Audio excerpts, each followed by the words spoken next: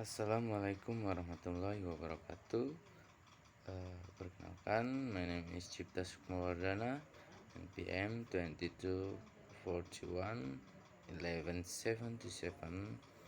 I'm from Management Class 22B, and I'm from Technocrats of University. Di sini saya akan menjelaskan salah satu materi dari mata kuliah Business Digital Management, yaitu tentang supply chain management and demands. Teman-teman, ada yang tahukah apa itu supply chain management and demands? Jadi supply chain and demands itu pada memahami manajemen rantai pasokan dan permintaan yang ada di dalam dunia bisnis. Oke, langsung saja kita langsung masuk ke dalam pembahasan.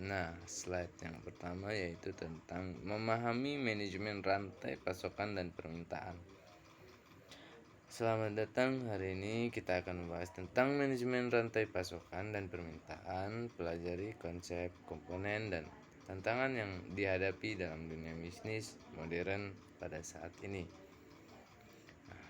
Selanjutnya, pengertian manajemen rantai pasokan. Yang pertama ada definisi. Jadi definisi manajemen rantai pasokan adalah proses yang mengatur aliran barang, informasi, dan keuangan dari sumber bahan baku hingga ke pelanggan akhir.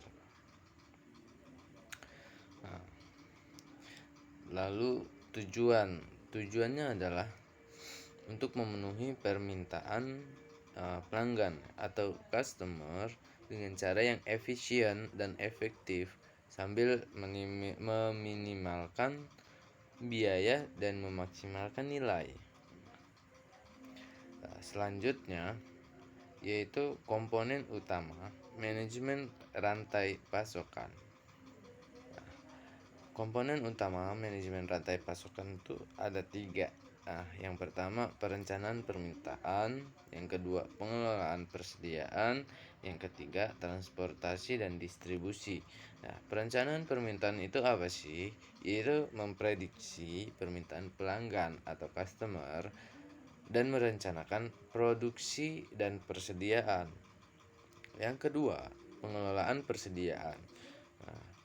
Pengelolaan persediaan itu menjaga tingkat persediaan yang optimal supaya dapat memenuhi permintaan tanpa kelebihan atau kekurangan. Yang ketiga yaitu transportasi dan distribusi. Yaitu kita atau menghantarkan produk ke tempat yang tepat pada waktu yang tepat dengan biaya yang kalau bisa serendah-rendahnya. Cuman nggak wajib meminimalkan murah banget biaya karena nggak mungkin.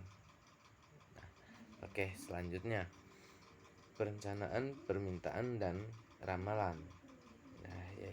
Di perencanaan permintaan dan ramalan itu ada analisis data, metode peramalan, dan perencanaan produksi.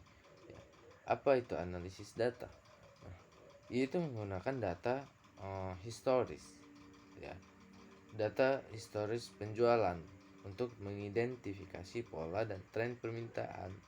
Jadi analisis data ini kita melihat sejarah atau penjualan yang telah lalu, terus diidentifikasikan agak untuk pola dan tren permintaan di masa depan.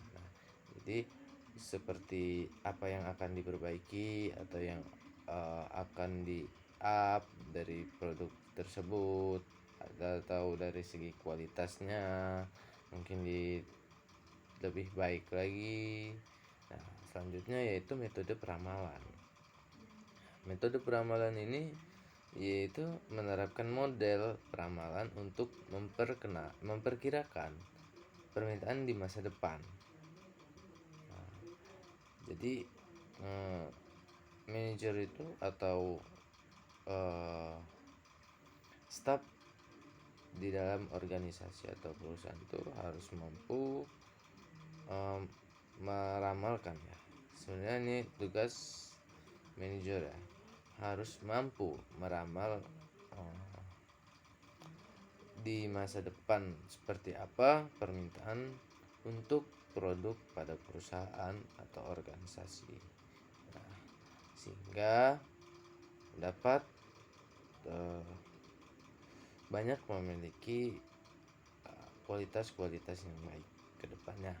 Selanjutnya perencanaan produksi, yaitu menentukan tingkat produksi dan persediaan berdasarkan peramalan permintaan. Nah, jadi perencanaan produksi ini kita nggak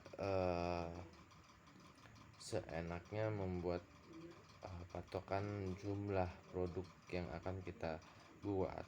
Nah, jadi kita harus melihat atau menentukan tingkat produksi itu dari peramalan permintaan ya.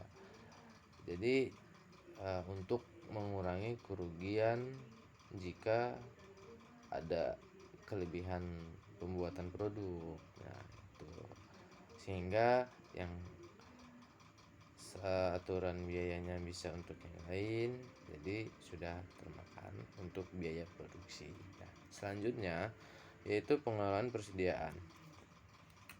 Nah, yaitu ada penentuan stok. Penentuan stok memilih jenis dan jumlah barang yang akan disimpan oleh gudang. Nah, selanjutnya pengaturan gudang, pengelola tata letak dan sistem penyimpanan untuk memudahkan akses dan efisiensi. Selanjutnya sistem inventaris, yaitu mengelola inventaris dengan sistem yang akurat dan real time. Nah, selanjutnya yaitu transportasi dan distribusi. Yang pertama pemilihan mode. Memilih moda transportasi yang paling sesuai dengan jenis barang dan jarak tempuh. Nah, jadi pemilihan moda ini yaitu pemilihan transportasi yang akan digunakan untuk mengirim produk ya.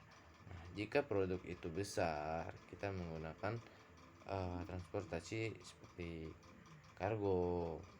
Nah, jika untuk barang yang kecil hingga sedang, kita bisa menggunakan transportasi reguler supaya barang kita yang akan dikirim itu aman sampai ke tujuan.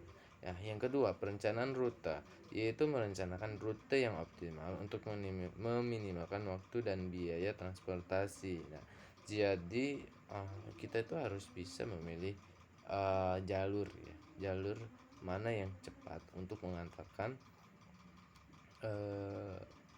produk kita itu, produk perusahaan itu ke supplier ya, supplier atau customer. Nah, jadi bisa mempersingkat atau memperkecil biaya yang akan dikeluarkan. Jadi, yang ketiga yaitu pengiriman dan penerimaan, yaitu memastikan pengiriman tepat waktu dan proses pengiriman yang efisien. Nah, yaitu pengiriman dan penerimaan ini tergantung perencanaan rute atau yang dipilih tadi ya. Jadi selanjutnya kemitraan dan rantai pasokan, yaitu ada 3 supplier, membangun hubungan jangka panjang dengan pemasok yang andal. 2 distributor, bekerja sama dengan distributor untuk menjangkau pasar yang lebih luas. 3 pelanggan atau customer, membangun hubungan yang kuat dengan pelanggan untuk memahami kebutuhan mereka. Selanjutnya yaitu tantangan dan tren dalam manajemen rantai pasokan. Ada 3. Yang pertama globalisasi, yang kedua teknologi yaitu otomatisasi, big data dan artificial intelligence. Yang ketiga ketahanan, yaitu mengatasi gangguan dan risiko. Terima kasih, itu saja pembahasan materi yang telah saya sampaikan. Kurang lebihnya saya mohon maaf dan mohon dimaklumi. Saya akhiri, wassalamualaikum warahmatullahi wabarakatuh.